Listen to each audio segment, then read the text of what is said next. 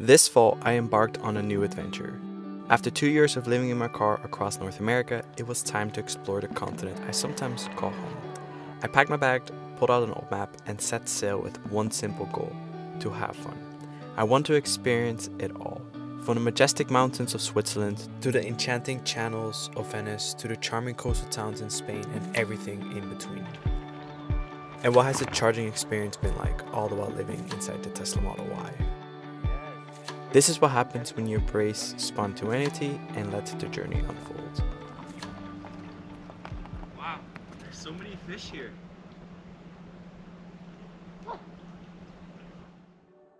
I guess this is the house that I was born in. After spending a week without a mobile home, riding my bike everywhere, sightseeing, doing all the Dutch stuff, it was time to pick up baby Beluga. A 2021 Tesla Model Y from Mr. Green with the Frubble camper kit, because this is really what makes road life very comfortable. I wish you guys could smell this. It smells amazing.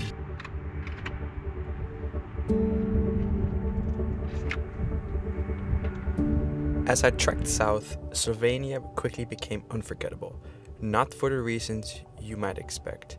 I should have known better about the tolls and their digital passes. I ended up with a €150 fine on the spot and had to pay €15 for a vignette. From that moment on, I decided to embrace the roads less traveled, opting for the most scenic back roads that eventually led me to Croatia. Wow, there's so many fish here.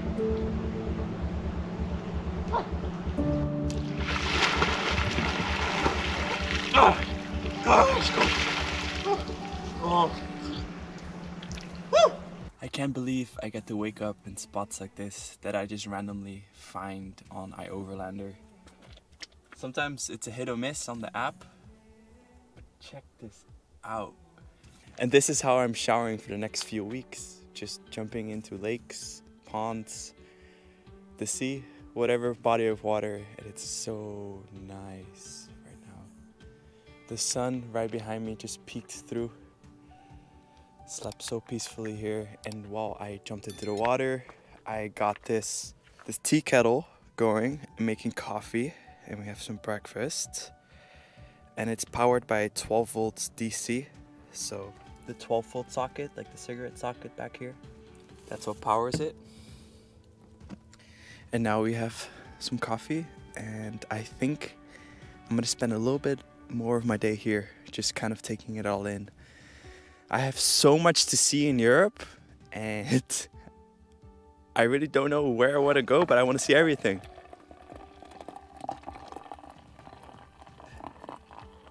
Oh, holy. Probably just burn my mouth again. But it's hot, it works. And that ramp over there, that's our exit.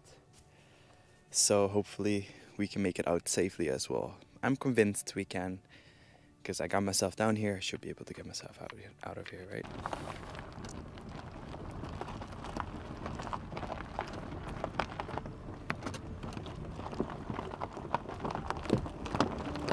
As I decided to change the sunshine, Croatia was the first real place I felt grounded. Whether it was the warm sun, the breathtaking views, or the combination of both, having an aluminum tent as my base camp made this way of traveling truly worthwhile for me. As much as I love driving, nothing compares to walking into new places. Venice has been on my radar for a while, as its ancient charm is truly unique. While I usually shy away from tourist hotspots due to my introverted nature, I get overstimulated quickly, there's a gravitational pull to the city. Guys, we've made it. So like any eager tourist, I wandered the streets and indulged in a true Italian classic.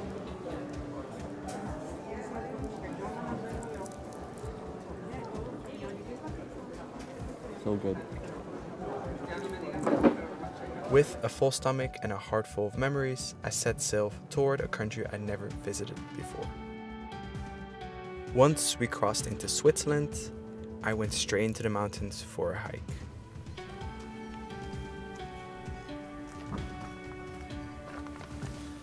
Bye. Please don't get towed. I need a home. So excited to be here today because we have a sense of direction. We're heading to a spot where you can stand in all 3 countries all at once: Switzerland, Italy, and Austria.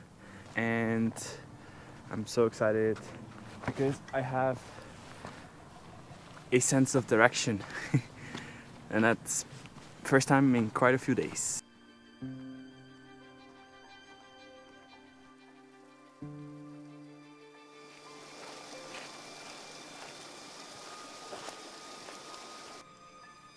That's where we're going, or attempting to.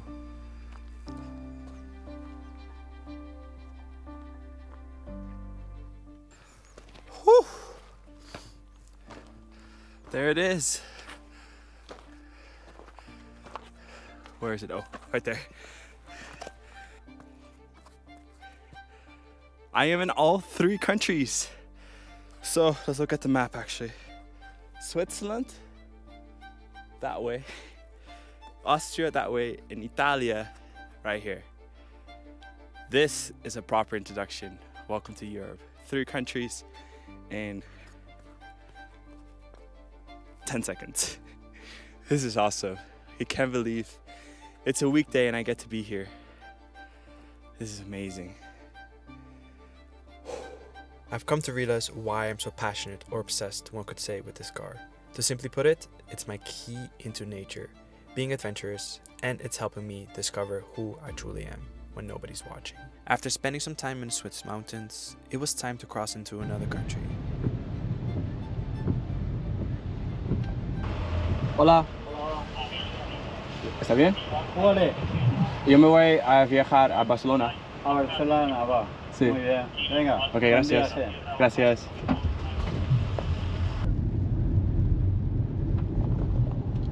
Wow! Bienvenidos! I'll say it again. Well, we have to do something about this rain though. After driving over 10,000 kilometers in a span of about 40 days, let's address the elephant in the room. What has my charging experience been like living in a Tesla in Europe?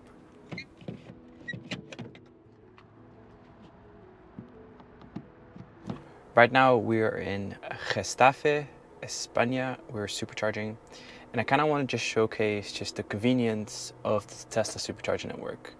So for this trip, we're going down to the Desierto de Jorafe, which is apparently a beautiful desert in the southern part of Spain. And for that journey, we have one extra stop to make.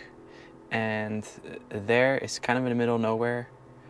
It's the place. And these red icons, those are all superchargers. So this is Tesla's fast charging network. So whenever you put in a destination, Tesla will determine where your best charging spots are going to be. And the Tesla communicates with the network itself. So at any time, if there are a lot of Teslas going to one particular charger, it will reroute you to a different one that's along the way, so you're not having to wait. And my favorite part too is the battery preconditions. So it warms up, so it has an optimal temperature to charge. Because right now we are at 150 kilowatt supercharger. We're getting about 136, 137 kilowatts. This, where we're going to right now, is probably going to be one of the most remote stretches of where I'm taking this Tesla. But I have, in my opinion, complete trust in the AI of this computer, that it can definitely calculate accurately what my energy consumption is going to be and where I should charge. In Europe, the fast chargers are CCS1 and Type 2 superchargers. So for the older generation Teslas, they have this adapter here, which is also something, this plug you carry with you when you charge at level 2 chargers. So I just charged at Carrefour at a supermarket for about an hour when I was shopping for groceries, and it was complimentary charging. It is bringing your own cable to the party, and I actually like that incentive because when it's your own equipment, people tend to be more responsible with it. As sometimes in North America, when you are like going to a charger and it is not a Tesla charger. Sometimes the cables are broken and then you get there and you're like, oh man, this sucks. That cliche thing of like, I can't charge. So I really like the incentive that they have in Europe where it is bring your own charger. Something that I have noticed in Europe is there's a lot of 150 kilowatts and 75s, not the 250s. I've been to a few, but now that I have road trip for about 8,000 kilometers or so, I've supercharged I don't know how many times, but it's always been a convenient thing and it's become part of my day. It's like you go to a gas station to gas, I go to supercharger to get some premium juice, and in the meantime that I have to wait, because sometimes it is a little bit of a wait, like 20 minutes, I ended up doing something else, like some work on my phone, making coffee, and it's awesome to see that legit from here all the way up to the Arctic Circle in Nordkapp, Norway, if you really wanted to make that trip, you can do it with ease. It's a little bit different than when I did it to Tuktoyaktuk a few months ago, if you guys remember that. But it's super excited to see. And we're gonna be going to the desert now. Desierto de Jorafe, el desierto de las estrellas. So that's what I was talking about before. That apparently the stargazing here at night is supposed to be some of the best in Europe. So I'm excited to be here, driving over 20 hours or so to come to this desert, to kind of explore overland. And I want to show you guys something that's really cool as well, that you can see through the day. You see that house right there that is built into the mountain, I guess? Those are called cave houses, and they're painted white as well in Spain. So in the summertime, when it's super, super hot, these houses actually stay pretty cool. So no AC, and I love to see this because it's kind of like working with nature to some extent. You have an AC unit when it's super hot, and during the winter time, it still stays relatively warm inside. But it's really cool, right? That there's a house underneath here. And Cueva Tranquila, a house that is nice and tranquilo, like a, what's the word I'm looking for? See, like switching between all these languages now, like Dutch, English, and Spanish.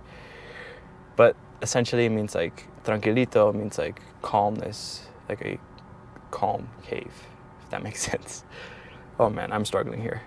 But let's head into the desert. This is exciting. And then let's go to dynamics, scroll down, off-road assist. Off-road assist enabled. ¿Me puedes decir dónde vamos? Vaya.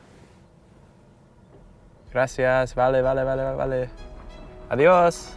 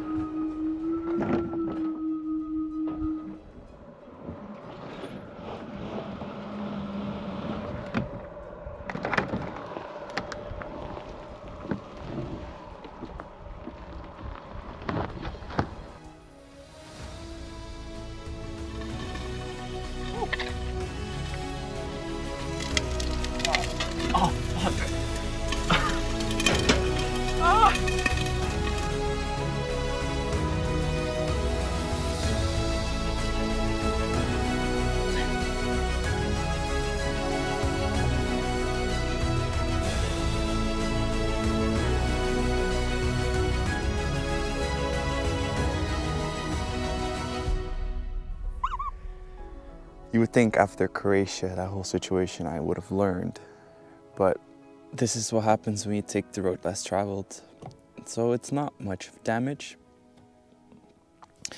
But it's the clips here are broken. And then the clip here as well, and I pulled it down. It's not that expensive to fix, honestly. Like, there we go, almost done. But that pulled on this, it's not the worst thing. And then it kissed the ground a little bit. Yeah, and then on the back side as well, got a fat dent. But it's all plastic pieces. When I reversed, I think that happened. I think it happened at the same spot actually. But everything else is still good. With a view like this, like, look at that. How can I be upset when that is the tiny price that I pay for just taking the road less traveled? I then continued more west as I was trying to outrun the heavy rains that flooded some of the major cities of Spain.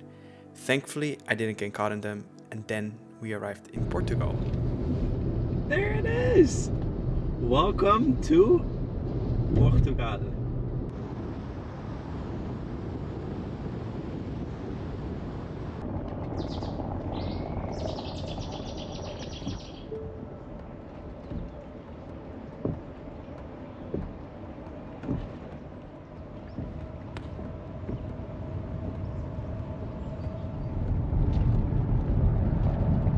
I feel like I'm home.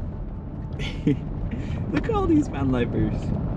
Okay, tell me that you've been living in your car for the last month or so without telling me. And that you've traveled the road less traveled. Whoa. Whoa.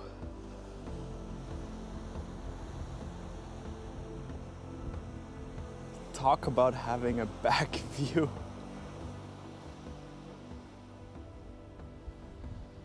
It's been about 40 days now living on the road in Europe, and behind me, this is where I showed you guys yesterday. So that's the most southwest point in Portugal. And if you can see from me there, this is a community of van lifers. And last night I was looking at different apps trying to figure out where I wanted to sleep. And this is all national park, so technically you're not supposed to sleep here. But I think always the best advice you can get is from people who live around here in their vans. So I ended up talking to the couple behind me last night to ask where they were going to sleep, and we've been spending the day together. And I kind of want to introduce you to the social aspect of life on the road, because I've spent a lot of time by myself the last 40 days. So having a social connection really just enriches your life, and I've gotten a greater appreciation for that now. Good morning. Morning. So this is Sergio. He's from Spain, Malaga. Malaga, yeah. It's a beautiful, beautiful town. Spent a few days there. And this is their van, this is their mobile home. Oh, she's brushing her teeth. Hey, but it's the reality. It is. And they have 4 beautiful dogs with them as well. There's one. There you go. But I wanted a suggestion on where to sleep, so I ended up just talking to them. It's great because they speak English, so makes life a lot easier to communicate. But yeah, they have 4 dogs. And yeah, you kind of have to introduce me again because that's Toby. Yeah, Okay. Toby. You got Alfie in the back, grumpy old man. And you got Bobby here. Bobby. I think, yeah, Bobby and we had a walk last night, so we know each other. I'm Chihiro. Chihiro, yeah, I like the bear. Yeah, and then we have our German friend here in the back. What's up, mate? Yeah, Jonas. And this is his fan. How long have you had this? 2 years. 2 years? And they just adopted a dog. So cute. Zina, yeah, such a beautiful name as well. You came from the streets, and now you're the happiest pup. Yeah. But I think for my trip down to Central and South America, like, companionship will be very important, connecting with people, different cultures. But she's from Argentina? Yeah. And Buenos Aires, right? Buenos Aires. So when we talked yesterday for the first time, I was like, dude, this is like a sign for me to go down to South America. Yes. To Ushuaia. And tomar mates. Yes, which is, I'm getting a local introduction.